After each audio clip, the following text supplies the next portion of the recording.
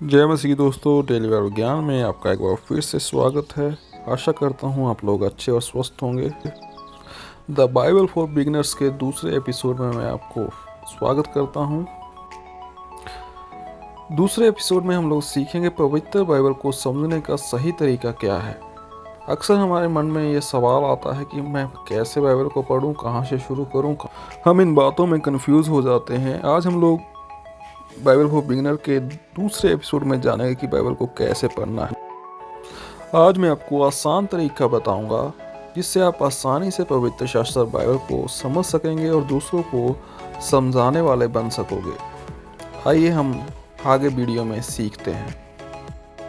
अगर आपने हमारे चैनल को सब्सक्राइब नहीं किया तो एक बार सब्सक्राइब जरूर करें। जैसे पहले एपिसोड में हम लोग सीख चुके हैं पवित्र बाइबल क्या है, पवित्र बाइबल किसने लिखा, पवित्र बाइबल की किताबों के नाम। इन बातों को हम बाइबल फॉर बिगिनर्स के पहले एपिसोड में सीख चुके हैं। अगर आपने वीडियो नहीं देखी तो लिंक डिस्क्रिप्शन में है, आप देख सकते हैं। आज की हमारी वीडियो है पवित्र बाइबल को समझने का सही तरीका। आप एक एकांत स्थान चुनें।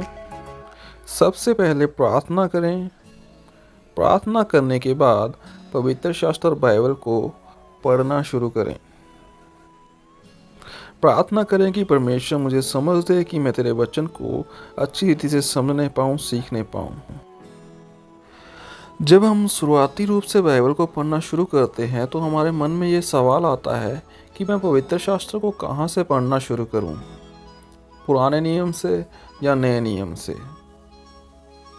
जैसे बाइबल फॉर बिगिनर्स के पहले एपिसोड में आप सीख चुके हैं कि बाइबल को दो भागों में बांटा गया है, पुराना नियम और नया नियम। आपको पवित्र बाइबल पढ़ने की शुरुआत नए नियम से करनी चाहिए। नए नियम में आप समझ सकेंगे कि प्रभु यीशु मसीह की सेवा, प्रभु यीशु मसीह का जीवन। फिर आप पुराना नियम भी पढ़ सकते हैं।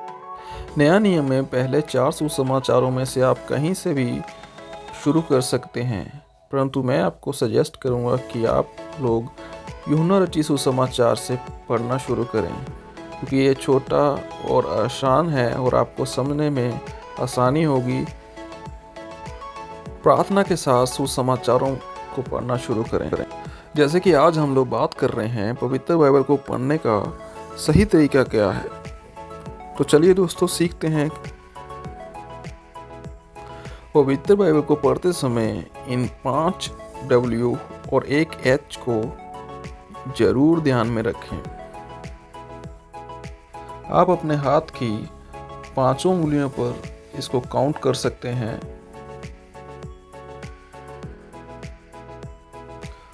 आप सोच रहे होंगे 5 W का क्या मतलब है। ये 5 W और H है क्या? हु कौन, व्हाट क्या, वेयर कहाँ, व्हेन कब, व्हाई क्यों, हाउ कैसे। इन 6 क्वेश्चन मार्क को अपने दिमाग में जरूर रखें जब भी आप बाइबल को पढ़ते हैं। आइए अब हम देखते हैं इनका इस्तेमाल कैसे करना है। सबसे पहले आप पवित्र बाइबल का एक अध्याय चुन लें। 5 W और 1 H को अपने दिमाग में याद रखें। Why, what, where, when, why and how। आगे जाने से पहले हमारी वीडियो को ज़रूर लाइक करें। पवित्र बाइबल को जो अध्याय आपने चुना है उसमें देखें Who is it about। ये अध्याय जो आप पढ़ रहे हैं इसमें ये सवाल करें कि ये किसके बारे में है। आप जानें, खोजें और समझें कि ये किसके बारे में लिखा गया है। अगला सवाल जो आपको इस अध्याय में करना है वो है What happened। जो अध्याय आपने पवित्र शास्त्र में से चुना है उस अध्याय में क्या हुआ है, किस बारे में वार्तालाप चल रहा है, आप उस अध्याय में देख सकते हैं। इन बातों को आप कहीं नोट करते रहें ताकि आपको समझने में आसानी हो। अगला सवाल आप ये करें Where did it take place। ये कौन से स्थान पर हुआ है उस अध्याय में कौन सी जगह का नाम आया है, किस स्थान पर वो वार्तालाप हो रहा है, इस बात को आप अपने ध्यान में जरूर रखें।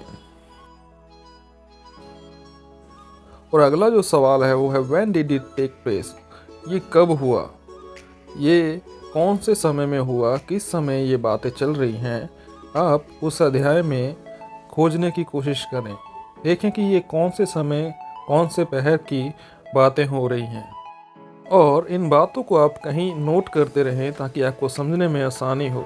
अगला जो सवाल है वो है व्हाई डिड इट हैपन, ये क्यों हुआ। उस अध्याय में देखें कि ये वार्तालाप जो चल रहा है, जो बातें उस अध्याय में चल रही है, ये क्यों चल रही है, उस अध्याय में कौन सी घटना घटी है और क्यों घटी है, इस बात को समझने की कोशिश करें। इसी के साथ ये सवाल भी करें हाउ डिड इट हैपन, ये कैसे हुआ।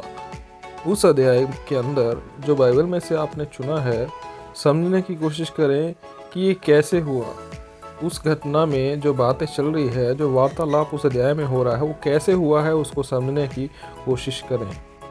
उस अध्याय को पढ़ने के बाद, इन सवालों को करने बाद एक निचोड़ निकालें और देखें how I apply this in my life, मैं इसे अपने जीवन में किस प्रकार से लागू करूं,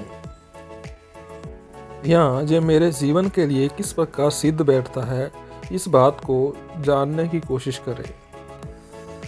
जो सवाल मैंने आपको बताए हैं, who is it about, what happen, where did it take place, when did it take place, why did it happen, how did it happen, इन सवालों को अपने दिमाग में याद रखें और जब भी आप पवित्र शास्त्र बाइबल पढ़ते हैं तो इन सवालों के साथ आप पढ़ना शुरू करें तो आपको समझने और सीखने में बहुत आसानी होगी।